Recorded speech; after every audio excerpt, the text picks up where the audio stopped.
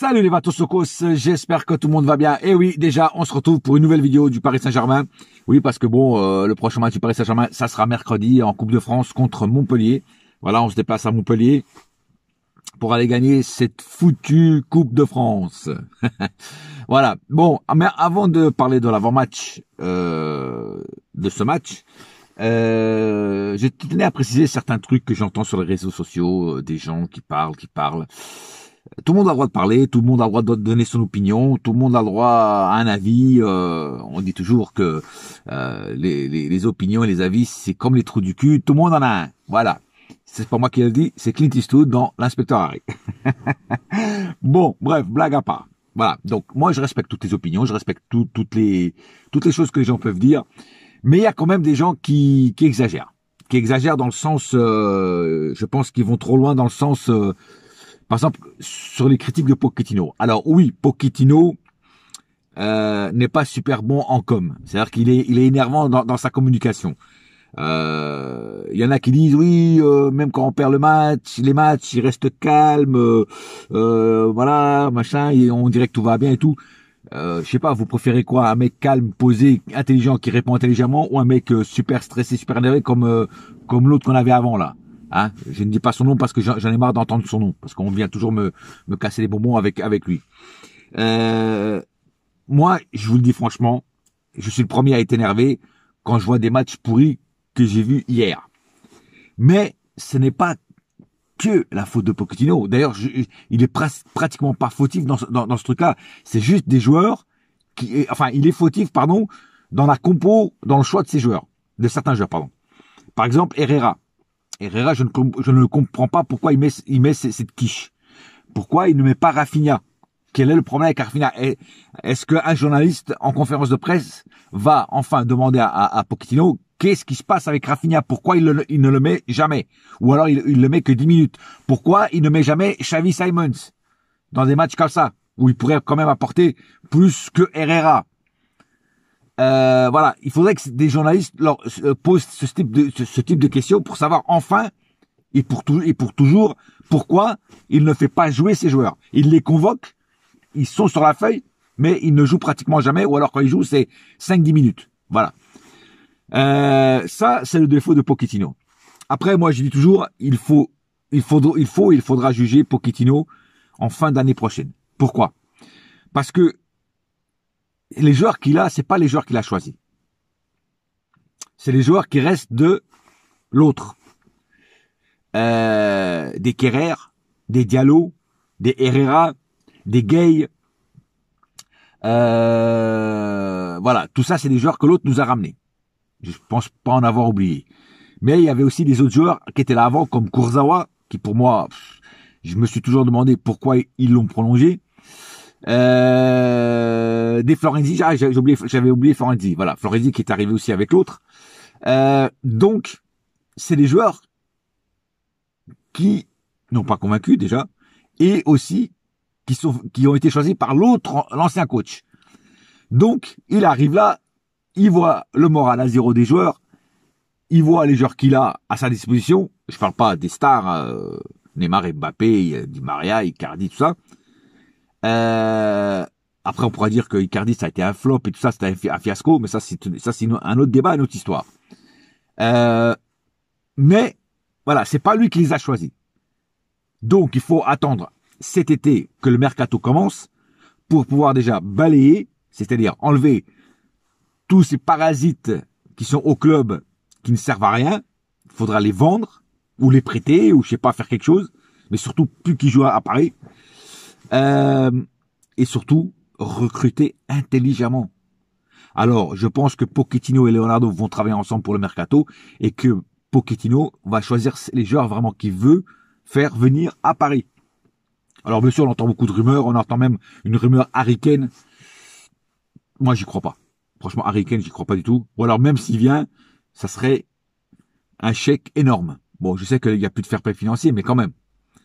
Ça serait un chèque énorme à Harry Kane. L'autre, le président de Tottenham, il va pas lâcher Harry Kane pour une bourse d'écus. Tu vois ce que je veux dire? Voilà. On n'est plus au Moyen Âge. Mais il y a beaucoup de rumeurs de beaucoup de joueurs.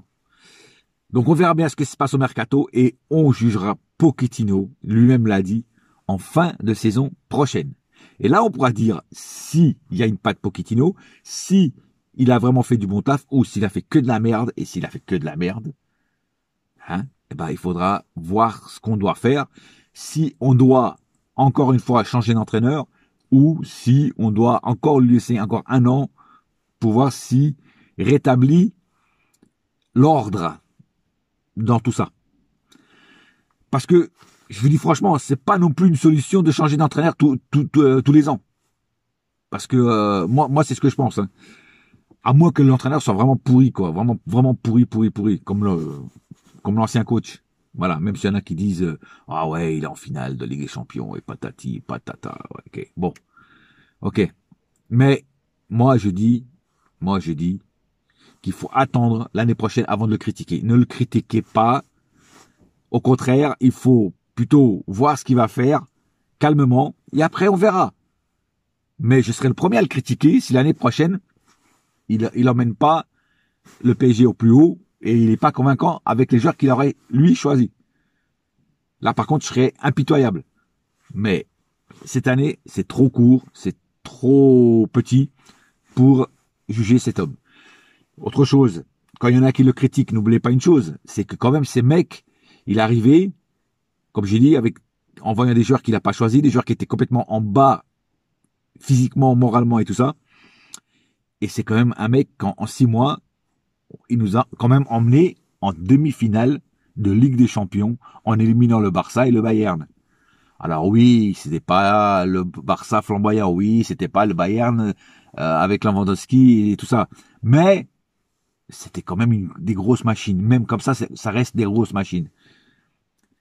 Et il nous a emmenés quand même jusqu'en demi-finale de Ligue des Champions, avec 6 mois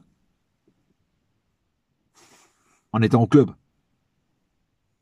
Donc c'est quand même un exploit. On peut pas lui enlever ça. Avec des joueurs, il nous a emmenés en demi-finale avec des Baker, des Florenzi, des Kerrer et tout ça. Des Gay, des Herrera. Faut pas l'oublier.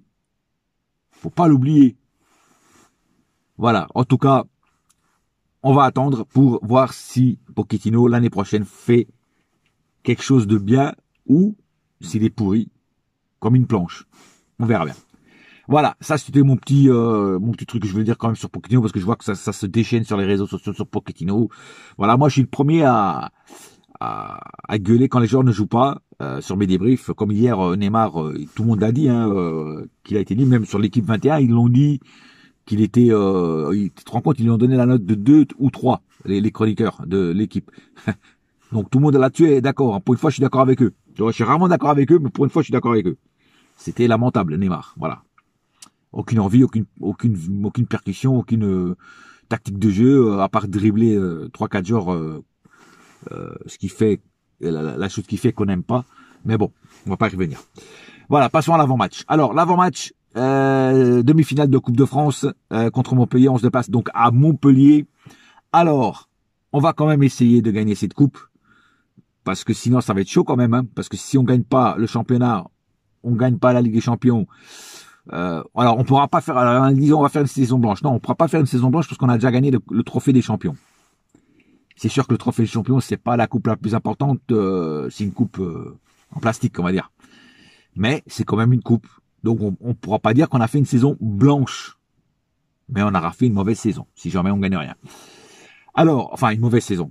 J'en reparlerai dans une autre vidéo, à la fin de la saison.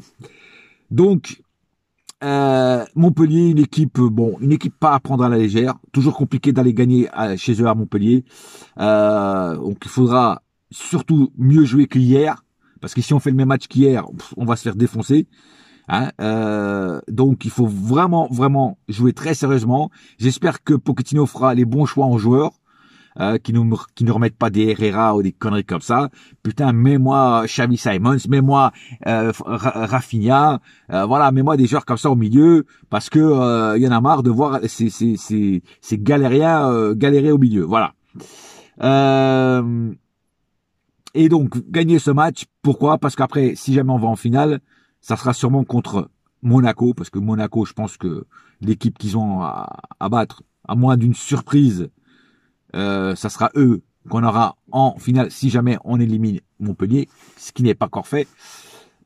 Mais voilà, j'ai quand même un espoir qu'on puisse aller en finale et quand même gagner la Coupe de France. Voilà, c'est tout ce que je demande au PSG cette année et on verra bien ce qui arrivera. En tout cas, j'espère voir un bon jeu, beaucoup meilleur que celui d'hier et que nos joueurs sortent leur coronesse et qu'ils fassent pourquoi ils sont payés, c'est-à-dire jouer au football et de préférence bien jouer au football. Voilà.